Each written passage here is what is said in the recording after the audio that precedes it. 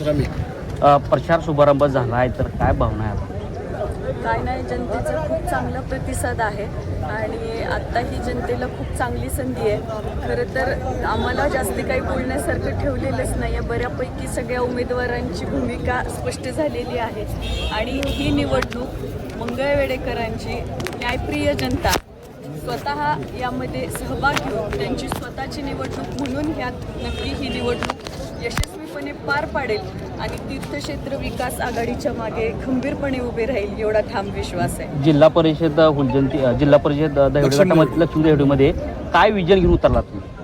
तिथले आत्ता बऱ्यापैकी मी भाषणामध्ये पण बोललेले आहे. तिथं आरोग्य सुविधा असेल, शाळांची अवस्था असेल, रस्त्यांची दुरावस्था असेल, तिथल्या जेवढे काही 21 गावं आहेत त्यामध्ये अर्ध्या भागाला चांगलं पाणी आहे, पण अर्धा भाग अजूनही रात्रीची वीज पुरवठा केल्यामुळं तिथल्या शेतकरी बांधवांचे बरेचसे हाल होत आहेत.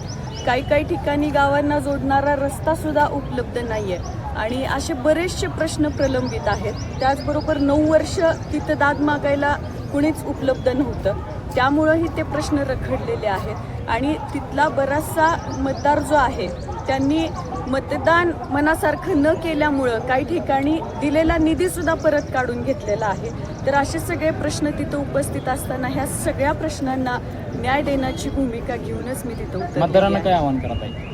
मतदारांना एवढंच आव्हान करेल की आज जो निर्धार केलेला आहे, आज ज्या भूमिकेनं आपण आमच्या सगळ्यांचा निर्णय घेणार आहात, तो निर्णय मतदानाच्या दिवशीपर्यंत त्या निर्णयासोबत ठाम राहावा.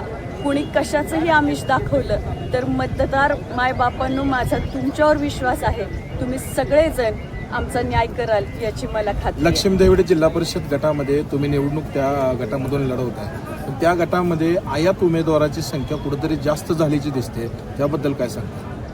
मुळात आत्ता पण बऱ्यापैकी सभेमध्ये सगळ्यांनीच आपली भूमिका मांडलेली आहे. त्यामध्ये एक स्पष्ट होतं आहे की मी आजच्या माझ्या मनोगताची सुरुवात करताना सुद्धा स्वर्गीय भारत नाना भालकेंची आठवण का केली, तर मंगळवेढा उपसा सिंचन योजना जी आहे ती खरं तर 20-25 वर्षापासून इथं आमदार होते, मंत्री सुद्धा होते. एकंदरीत त्यांनी सुद्धा खूप कामे केलेली आहेत. मग त्या कामाचा सुद्धा एक प्रकारे फायदा आपल्याला या निवडणुकीत कसा होईल?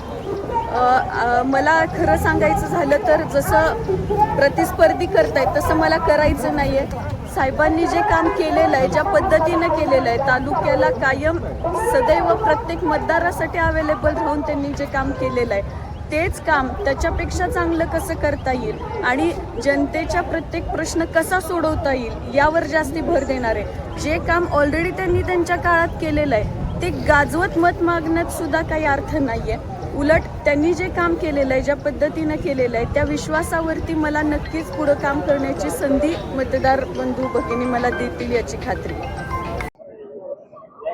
निवडणुकीच्या राजकारणामध्ये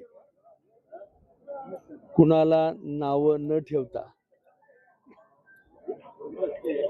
कुणावर टीका न करता 20 वर्ष या तालुक्यामध्ये मी प्रामाणिकपणानं सेवा केलेली आहे.